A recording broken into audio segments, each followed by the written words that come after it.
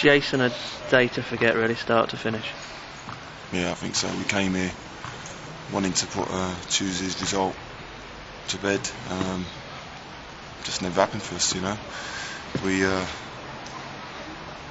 We started the game quite brightly, to be fair. I thought maybe, we'll have a turn of fortunes today.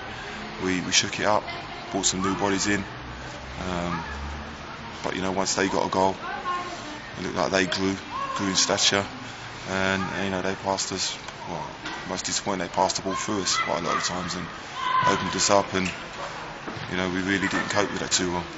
And had it not been for Paul Bastock, it could have been a hell of a lot worse.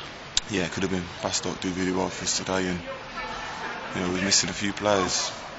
Some players are out at the moment, but we're hopeful that people that come in can do well, because that's the idea of having a squad, and we're giving people an opportunity to play. We pick our strongest team, or our strongest 11, we think, every week. We're not resting anybody.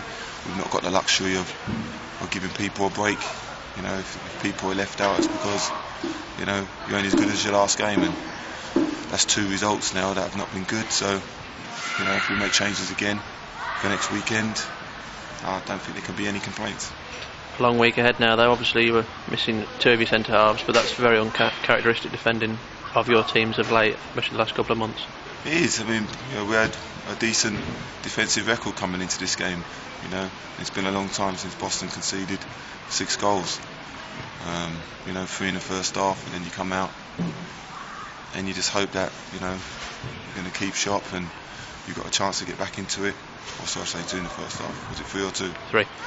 3 in the first half. No, 2. Sorry, it was 2. 2. Yeah, it was 2, and then obviously they go and score again straight after half time. And your team talk kind of goes out the window, and then obviously we get a goal back, 3-1. I thought they looked a little bit shaky at the back.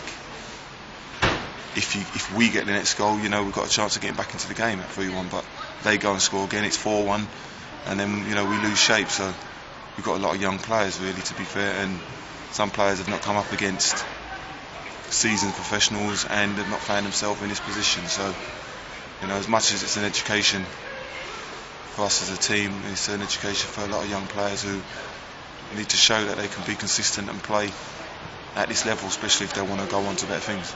And how do you best deal with it? Do you go and rant and rave at them, or do you put your arm around them and tell them that they're better than what they've produced today? I think you be constructive. Sometimes it does take a rant and a rave, and as I said, I don't believe the effort's not there. If the effort's not there, then you definitely rant and rave and you ask people, what do you think you're doing, sort of thing. But the effort is there. It's just naivety and some bad play, and some people look like they're lacking a little bit of confidence at the moment. So it's an important period for us. Every time we've lost 2 on the bounce, we've managed to bounce back. So we're hopeful that's the case. But I'd like to see us go on a run sooner rather than later. And there was a chance today for us to, probably go 5th in the table today, maybe. So it's just very disappointing. 2 debutants today, probably hard to assess them amongst what you've seen Armstrong and Mulready. Yeah, I think Armstrong's still got to get a little bit fitter, but he started brightly. He definitely wasn't a hindrance to us. We brought him off because we just needed to shake it up. So, we made the changes. Semple's better today. He's not played to his potential in the last few games. I think he'd admit that. But today he came on.